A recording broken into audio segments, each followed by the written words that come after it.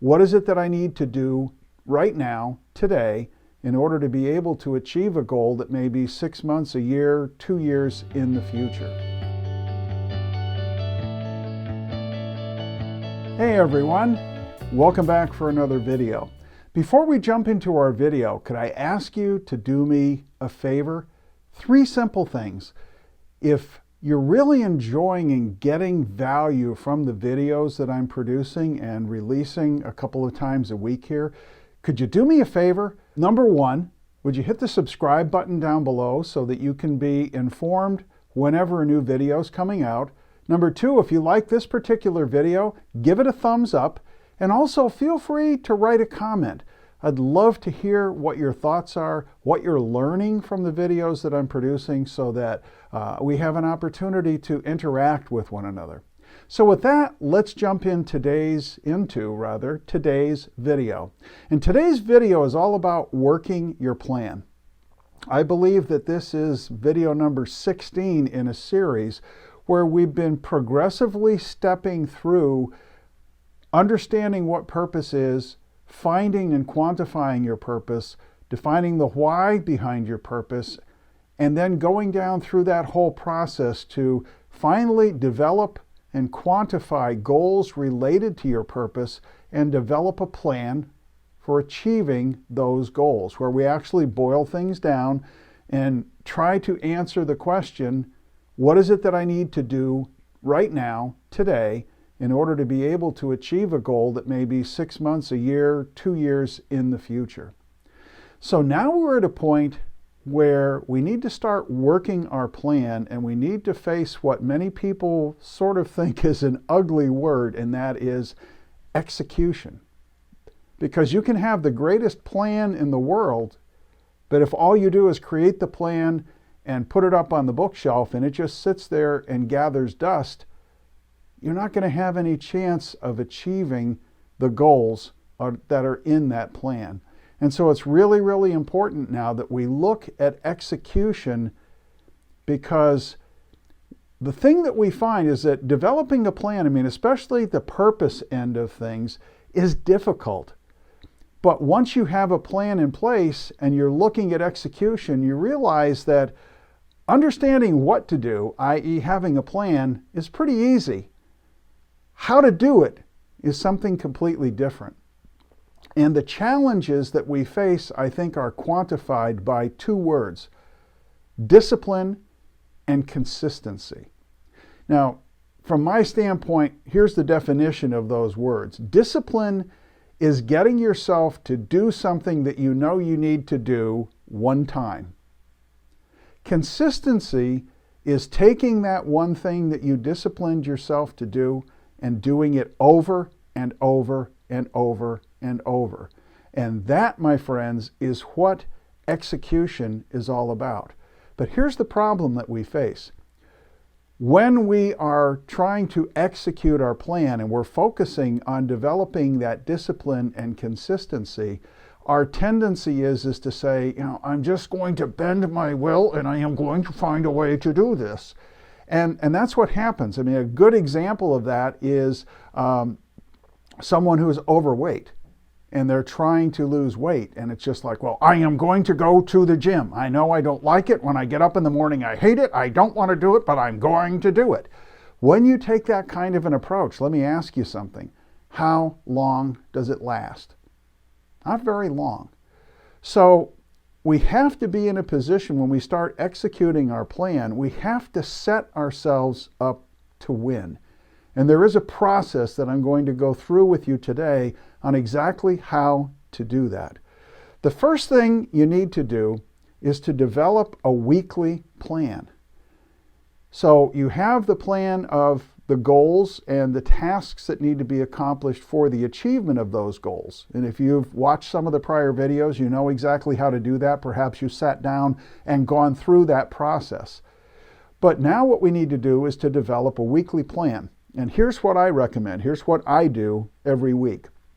I sit down on Sunday evening and I spend probably an hour to an hour and a half, and depending on the complexity of the week that I have in front of me. But the first thing I do is I get out my calendar And I look and I time block my calendar based on what meetings and other things that I have going on during the course of the week.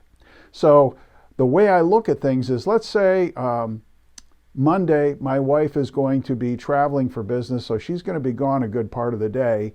So I have available 12 hours on Monday to be able to accomplish work, to work on my highest priorities and things like that. But my calendar says that I have 4 hours of client meetings on Monday. So what I do is I take the 12 hours that I have and I deduct from that the 4 hours of client meetings that I have, and that leaves me 8 hours of time to be able to work on my highest priorities and projects that I have identified that I need to work on. Well, the challenge with that is that then what I do is I take that 8 hours, and out of that 8 hours, I will only book about 6 hours worth of work. And I'll explain that in just a minute.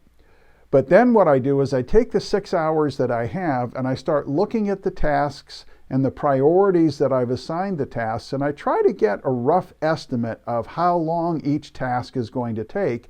And I schedule enough tasks into Monday so that I can fill up that 6 hours worth of work.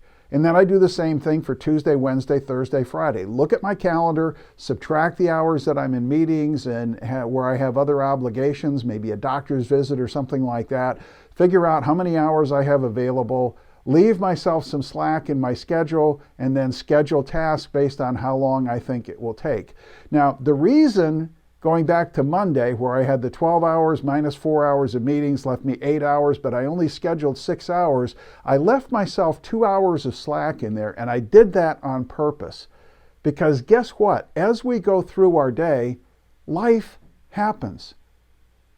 And if I schedule all 8 hours, what happens if I get an emergency call from a client and I wind up spending an hour or an hour and a half on the phone with them? What happens if one of my kids calls up and needs help with something? My day is blown because I don't have enough time available to be able to accomplish the tasks that I've scheduled. But if I only schedule 6 of that 8 hours for work, I've left myself 2 hours of slack to be able to deal with whatever life throws at me. And the advantage to that is I can have a couple of hours worth of interruptions and still get all of my tasks done for that day. But the other positive part of it is that let's say that I am fortunate enough that on Monday, I don't have any interruptions. So by the time I hit my 6 hour mark, I've accomplished all my tasks for the day. That means I can go to my plan for Tuesday and say, okay, what have I got scheduled for Tuesday that I can pull into Monday and work on for a couple of hours? And when we do that, we stack things up. We stack our abilities up to be able to estimate the amount of time that's required to accomplish tasks and actually be able to be productive and have a good shot at getting to the end of every day successfully. And by successfully, I mean successfully completing the tasks that we have in front of us. So you develop your plan for that week. And then on Monday, you execute your plan.